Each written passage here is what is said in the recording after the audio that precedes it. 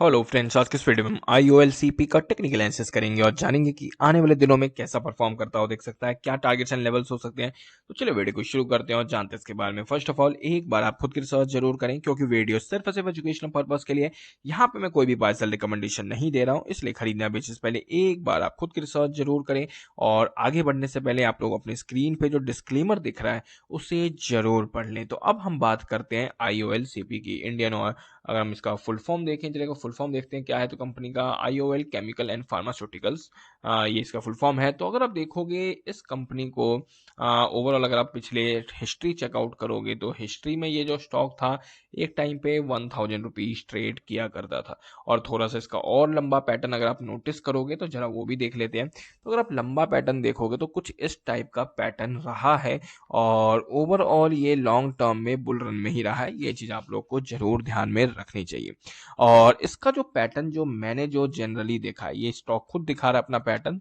तो हर स्टॉक का एक पैटर्न होता है और अगर आप उस पैटर्न के अकॉर्डिंग वर्क करोगे, उस पैटर्न के अकॉर्डिंग काम करोगे तो आप मार्केट में पैसा बनाओगे। लेकिन अगर हम पैटर्न के अकॉर्डिंग काम नहीं करेंगे तो पैसा बनेगा लेकिन टाइम लगेगा पैसा बनने में। और प्लस जो रिटर्न है, CAGR जो है, वो भी कहीं ना कहीं डिक्रीज होता हुआ दिखेगा। ये चीज आप लोग को जरूर ध्यान में रखनी चाहिए। अब यहाँ पे IOLCP का ही पैटर्न जरा देख लिया जाए तो अगर आप देखोगे ये स्टॉक ऊपर जाता है और ये जो है 2015 की रैली है।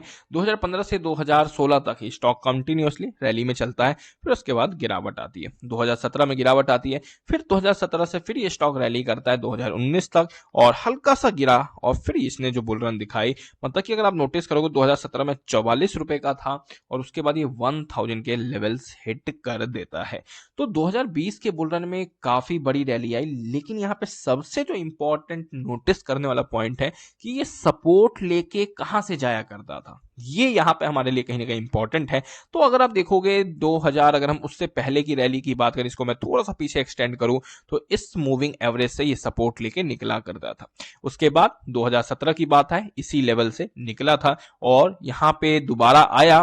2020 में थोड़ी बहुत मार्केट में करेक्शन हुई तो यस, थोड़ा बहुत करेक्ट हुआ और फिर यहीं से निकल गया। अब अगर आप रिसेंट टाइम में फिर से अगर आप नोटिस करोगे तो क्या हुआ है, फिर से ये स्टॉक क्रैश हुआ है, काफी अच्छे तरीके से गिरा है और ये फिर अब कंसोलिडेट करता हुआ दिख रहा है और इसी मूविंग एवरेज का सपोर्ट ले रहा है। कब से ले रहा है ये भी आप लोगों को जरूर ध्यान में रखनी चाहिए बात। तो यहाँ पे ऑलमोस्ट 2022 तो चला गया, 2022 से 2023 जाने वाला है 23 एंड 2024।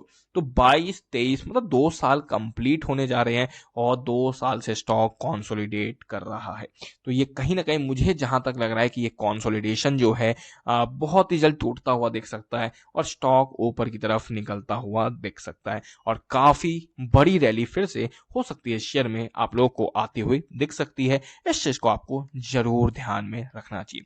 तो यहाँ पे IOLCP काफी दिनों से कंसोलिडेट कर रहा है और मैंने आपको सिंपल सा रीजन दिया है कि आखिरकार यहाँ पे क्यों एक बाइंग अपॉर्चुनिटी है। आपको मैंने कंप्लीट डिटेल एनालिसिस किया है और अगर हम वीकली चार्ट पे भी देखें तो वहां के उसके चार्ट के अकॉर्डिंग भी ये स्टॉक मजबूती की तरफ बढ़ता हुआ दिख रहा है और अपने डाउन ट्रेंड को कंप्लीटली तोड़ चुका है। ये इस चार्ट को देख के पता लग रहा है हमें। ये चीज आप लोग को जरूर ध्यान में रखनी चाहिए। तो ये जो कहीं ना कहीं इसका डाउन ट्रेंड चल रहा था, ये कंप्लीटली टूटता हुआ दिख रहा है।